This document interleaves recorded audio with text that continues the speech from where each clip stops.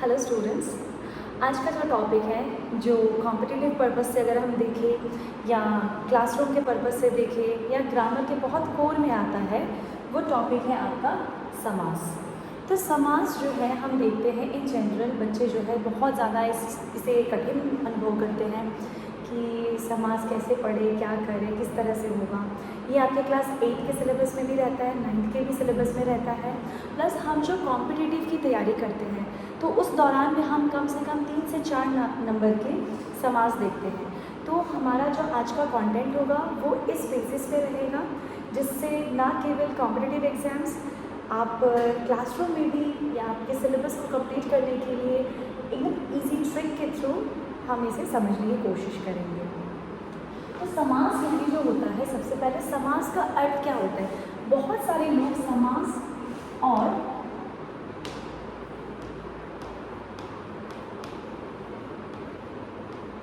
संधि इन दोनों में हो जाते हैं कंफ्यूज कि समास और संधि क्या है। दोनों को एक समझते हैं। तो हमें पहले ये समझना होगा कि संधि जो है, जिसमें हम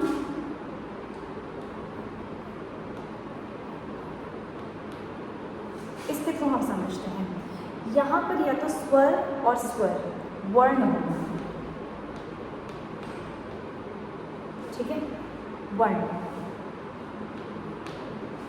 तो अब हमें ये जानना होगा कि यहाँ पर ये जो दो बॉक्सेस हैं, इसमें या तो स्वर प्लस स्वर हो सकता है, या तो व्यंजन प्लस व्यंजन हो सकता है, या तो व्यंजन विसर्ग हो सकता है। यानी हमें देखना है कि ये जो मेल हो रहा है, जो हम प्लस कर रहे हैं, ये दो वर्णों के बीच में होगा, ठीक है। वर्ण या तो स्वर भी हो सकते हैं, वर्ण या तो व्यंजन भी हो सकते हैं।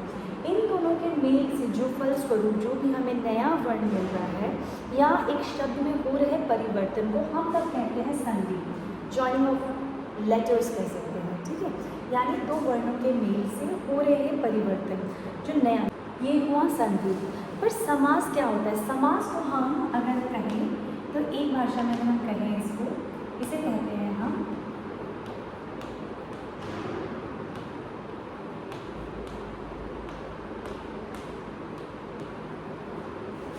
संक्षेपीकरण करने की प्रक्रिया, यानी संक्षिप्त करना। एक लंबे चौड़े मतलब वाक्यांश को अगर हम संक्षिप्त करते हैं, वाक्यांश की बात कर रही हूँ, वो वाक्य नहीं होगा, वो वाक्यांश होगा। जैसे कि चंद्र के समान मुख, चंद्र के समान मुख, हमने क्या किया, शॉर्ट कर दिया, चंद्रमुख कर दिया। चंद्र के समान मुख यानी चंद्रमुख। अब ये जो है ये वाक्यांश है, चंद्र के समान मुख। अब हमने जो किया, इसे हमने कर दिया छोटा, संक्षिप्त कर दिया, जिसे हम कहते हैं संक्षेपीकरण करने की प्रक्रिया। इसे हमने छोटा कर दिया और हमने इसे बना दिया चंद्रमुख। इसे हम कहते हैं समास, ठीक है। ये जो है दो वर्णों की वजह से इसमें कोई परिवर्तन नहीं आ रहा। एक वाक्यांश है जिसे हमने कंप्रेस कर दिया, सिर्फ फाइल में कन्वर्ट कर दिया और ये बन गया हमारा चंद्रमुख। अब यहाँ पर हमें जो जानना है, हमें दो चीज़ जानना है। एक है समास विग्रह,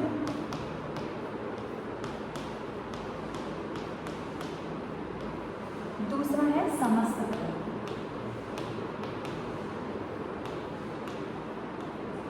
एक होता है समास विग्रह, दूसरा होता है समस्त पद। समास विग्रह क्या होता है। समास विग्रह होता है जब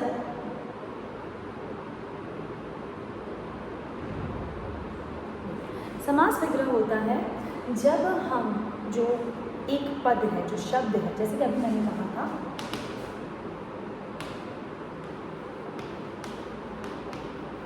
चंद्रमुख, ये क्या है, कॉम्प्रेस्ड वर्जन, इसे हम कहते हैं समस्त पद।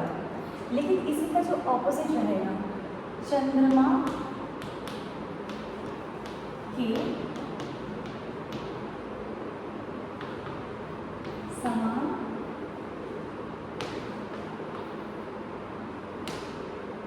चंद्रमा के समान मुख। अब यहाँ पर ये जो हो गया इसको हमने क्या कर दिया, वापस कैंसिल कर दिया, मिला दिया। इसे हम कहते हैं समास विग्रह।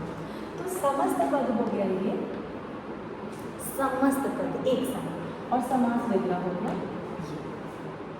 ठीक है, अब हम जाते हैं जो हमारा मेन, जहाँ पर हम शुरू कर रहे हैं, वो है इसके भेद। इसके भेद बहुत आसान है और इसे जानने के लिए हम बहुत सिंपल एक ट्रिक लेंगे और ट्रिक के थ्रू ये हो जाएगा।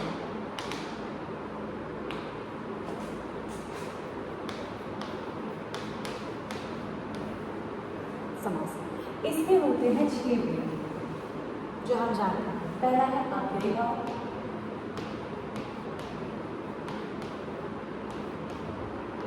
दूसरा है तत्पुरुष, तीसरा है कर्मधारय,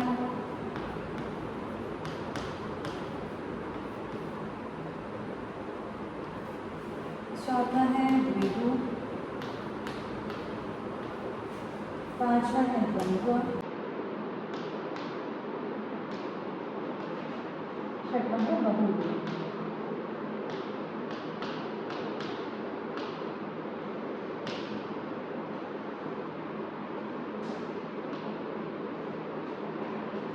पहला हो गया अव्ययभाव, दूसरा हो गया तत्पुरुष, तीसरा हो गया कर्मधारय, चौथा हो गया द्विगु, पांचवा द्वंद्व, छठवां हो गया बहुव्रीहि। अब मैंने जो कहा कि हम ऐसा ट्रिक फॉलो करेंगे जिसके थ्रू ये हमें बहुत इजीली हमें लर्न हो जाएगा, बहुत जल्दी जो है हमें समझ में भी आ जाएगी। तो इसको कैसे करेंगे हम? सबसे पहले स्टार्ट करते हैं हम तत्पुरुष से। तत्पुरुष मतलब है, आपको ध्यान रखना है कारक चिन्ह लिखेंगे, कारक चिन्ह होंगे इसमें, है ना। नी, पर, से, के, द्वारा, है ना। जैसे कि अगर हम देखें तो राज,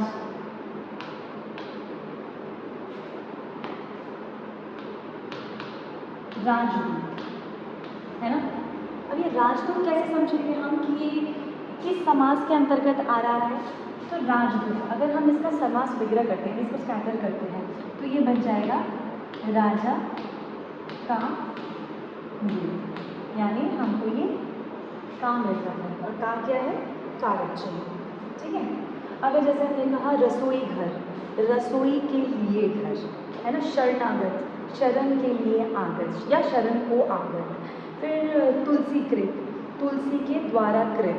तो यहाँ पर जितने भी कारक चिन्ह हैं, टोटल हमारे जितने भी 7 कारक चिन्ह हैं, उसको हमें थोड़ा सा ध्यान रखना है। अगर हमको किसी का भी समास विग्रह करने के दौरान वो कारक चिन्ह अगर नजर आते हैं, तब आंख मूंद के तत्पुरुष समास टिक कर सकते हैं। उम्मीद है इसमें कोई परेशानी नहीं होगी। दूसरा आता है आपका कर्मधारय समास। तो कर्मधारय समास में क्या होता है? कर्मधारय यानी अपनी विशेषता अपने साथ धारण करके रखना। इसके 2 कैटेगरीज होते हैं। पहला होता है तुलना, दूसरी होती है विशेषता। अगर आपने अलंकार पढ़ा है ना, हम उसमें तुलना करते हैं, रूपक अलंकार, उपमा अलंकार, तो उससे मिलता जुलता हमको यहाँ पे दिखेगा। और दूसरा क्या है? आपकी विशेषता। जैसे नहीं कहते हम, मम्मी कहती है जाओ दुकान से काली मिर्च ले आओ, है ना। तो काली मिर्च यानी स्पेसिफाई कर दिया कि काली मिर्च, मिर्च कैसा है? काले रंग का है। लाल मिर्च, मिर्च कैसा है? लाल रंग का है। नील कमल, है ना, नीला है कमल जो, या कमल जो नीले रंग का है। तो यहाँ पर हमने क्या कर दिया? उसका विशेषता बता दिया, है ना। यानी यहाँ पर जब हम समास विग्रह करने के दौरान हम जिसकी विशेषताएं देखेंगे, है ना, नील गाय, नीली है गाय जो, है ना, तो वो आ जाएगा आपका विशेषता के अंतर्गत।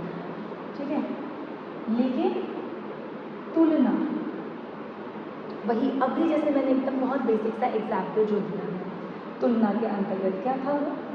चंद्रमुख, चंद्र के समान, यानी चेहरे की तुलना किससे हो रही है? चांद से हो रही है। चंद्र के समान मुख, चंद्रमुख, है ना। अब यहाँ पर जैसे एक और हम लोग एग्जाम्पल देख सकते हैं विशेषता में, गिरिधर, गिरी को धारण करने वाला, मुरलीधर, मुरली को धारण करने वाला।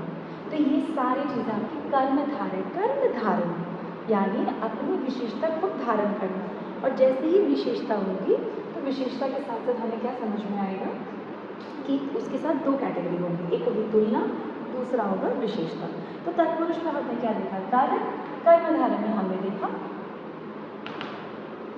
तुलना और विशेषता। अब तीसरा आता है द्वि। अब यहाँ पर थोड़ा समझिए, द्वि मतलब क्या होता है। संस्कृत में द्वि मतलब होता है दो, और दो क्या है, डिजिटल संख्या, यानी वो सारे शब्द जिसका समास विग्रह करने के दौरान हमें संख्याएं दिखेंगी। फॉर एग्जाम्पल नवरात्रि है ना, यहाँ पे मैं लिख देती हूँ संख्या,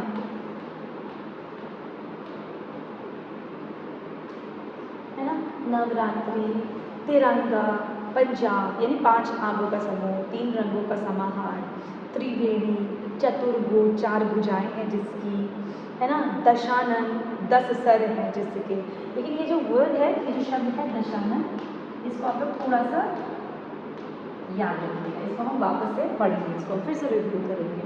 तो तत्पुरुष में हमने देखा कारण, कर्मधारय में हमने देखा तुलना और अपनी विशेषता, और द्विगु में हमने देखा संख्या, संख्या के अंतर्गत रहेगा।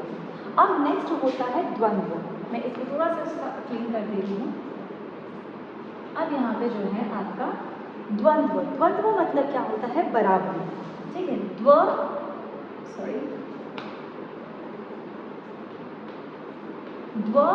देखो बीच में ना न के अंतर्गत ये दोनों जुड़े हुए हैं, यानी दोनों ही जो होंगे वो प्रधान शब्द होंगे, ठीक है, दोनों ही शब्द, और इसके बीच पे रहेगा एक हाइफन, ठीक है, योजक चिन्ह, और साथ ही साथ हम क्या देखेंगे कि जुड़ा होगा एक समुच्चय बोधक शब्द के अंतर्गत। जैसे कि हमने देखा माता पिता, दोनों ही प्रधान शब्द हैं, दोनों ही प्रधान है, लेकिन जब हम इसका समास विग्रह करेंगे तब ये बन जाएगा माता और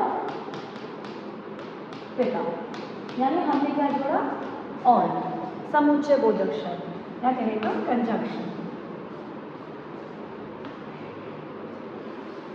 ये हो गया द्वंद्व। तो अब थोड़ा सा फिर से रिवाइज देख लेते हैं। तत्पुरुष यानी कारक, कर्मधारय यानी तुलना और विशेषता, अगर देखें द्विगु तो द्विगु में आएगी संख्या, द्वंद्व में रहेंगे एक योजक चिन्ह रहेगा और साथ में समुच्चय बोधक शब्द रहेगा। अब अंतर लास्ट में आता है हमारा बहुव्रीहि समास। तो बहुव्रीहि क्या है, कॉम्बिनेशन रहेगा कर्मधारय का, जो इसके स्पेशल केसेस हैं, एंड प्लस द्विगु, द्विगु, इन दोनों के जो स्पेशल केसेस होंगे वो बहुव्रीहि में आएगा। हम लोग जैसे फेसबुक में, इंस्टा में टैग करके फोटो अपनी होती है, लेकिन हम टैग किसी और को कर रहे होते हैं, तो इनके लिए मटेरियल इन्हीं के हैं, पर हम टैग कर रहे हैं किसी और को, यानी वो स्पेशल केसेस, जैसे कि अभी मैंने कहा था दशानन। दशानन में क्या है, इसमें संख्या है, तो टेक्निकली इसको द्विगु में होना चाहिए था, लेकिन दशानन मतलब क्या है, दशानन यानी हम रावण को दशानन कहते हैं, हो गया ना स्पेशल केस। तो यहाँ पर दोनों पद नहीं, कोई तीसरा पद है वो प्रधान है समास विग्रह करने के दौरान, तब हम कहते हैं उसे बहुव्रीहि समास। अब ये ठीक कर्मधारय के क्षेत्र में कैसे होंगे, जैसे कि हमने देखा नीलकंठ, नीला है कंठ जिसका, है ना, तो नीला है कंठ जिसका, ये तो विशेषता बताई जा रही है, लेकिन हम नीलकंठ किसको बोलते हैं, महादेव को, महादेव को कहते हैं, जिस वजह से नीलकंठ जो हो गया वो बहुव्रीहि समास के अंतर्गत आता है। ठीक उसी प्रकार से सहस्त्रबाहु, या आप कह सकते हैं जिस प्रकार से श्वेतांबर, पीतांबर पीला वस्त्र धारण करने वाला, दिगंबर दिशा है जिसके अंबर, है ना, तो चतुर्भुज 4 भुजाएं हैं जिसके, कहते हैं हम विष्णु जी को कहते हैं, ठीक है। तो ये इसी तरह से अब इन सब के अंत में आता है हमारा अव्यय भाव, जो किसी का नहीं वो अव्यय भाव है। हालांकि इसमें जो प्रधान पद होता है वो होता है अव्यय, है ना, यथा संभव, एका एक, है ना, रातों रात, इस प्रकार के शब्द रहते हैं जिसमें अव्यय है। अव्यय याद रखिएगा, ये जो है अविकारी शब्द होता है, विकारी शब्द नहीं है, ये विकारी शब्द होता है। लेकिन अव्यय में क्या होता है, जब हम कॉम्पिटिटिव एग्जाम्स में जाते हैं तो ऑल ऑफ अ सडन हमें क्लिक नहीं करता है कि अव्यय किसे कहते हैं। तब हम क्या कर सकते हैं, हम बाकी पाँचों को याद कर लेंगे, करने के दौरान जो बच गया वो हो गया अव्यय। हालांकि इसका भी क्या है कि अगर हमको पता है कि कौन से शब्द जो है वो अव्यय के अंतर्गत आता है, जैसे अभी मैंने कहा यथासंभव, है ना, रातों रात, एकाएक, रातों रात, प्रत्यक्ष, है ना, आंखों के सामने देखा हुआ प्रत्यक्ष, ये सारे आपके आएंगे अव्यय में। थोड़ा सा हम लोग इसको थोड़ा सा मेमोराइज कर ले रहे हैं अभी तक का क्लास जो हमने किया कि समास जो है वो संधि से अलग होता है। संधि में वर्ण होता है, पर समास में हम संक्षिप्त करते हैं। संक्षिप्त करने की प्रक्रिया को हम समास कहते हैं। इसमें दो शब्द में जानने हैं, एक है समास विग्रह, यानी शब्द को जब हम ब्रॉडर विग्रह उसको जब हम एलाबरेट करते हैं, और है समस्त पद जब हम उसे छोटा करते हैं। समास के जो होते हैं वो 1 2 3 4 5 6 भेद होते हैं, जिसमें होता है अव्यय भाव, तत्पुरुष, कर्मधारय, द्वंद्व, द्विगु और बहुव्रीहि। तत्पुरुष में कारक चिन्ह होता है, कर्मधारय में तुलना और विशेषता होती है, द्विगु में होती है संख्या, द्वंद्व में होते हैं आपका योजक चिन्ह और समुच्चय बोधक शब्द, और बहुव्रीहि में होता है आपका, अगर हम कर्मधारय और द्विगु को मिला दें तो उनके जो स्पेशल केसेस होते हैं, यानी इसमें तुलना विशेषता भी रहेगी और इसमें संख्या भी रहेगी, लेकिन उनका कोई विशिष्ट नाम होना चाहिए, तब वो होगा बहुव्रीहि। और इन सभी के साथ ही जो रहेगा वो है अव्यय भाव। अव्यय भाव वही होगा, ठीक है,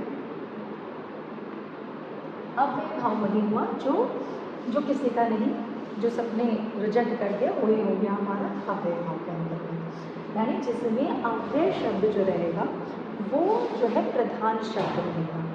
और इसी के साथ मुझे लगता है ये समास हमने पूरी तरह से कंप्लीट किया है। अगर आपको इससे रिलेटेड और कोई भी डाउट है तो आप मुझे कमेंट सेक्शन में ज़रूर से बताइएगा। टिल देन हम अगले वीडियो में कुछ और टॉपिक लेके आएंगे, और तब तक के लिए अलविदा। Thank you, take care, bye bye.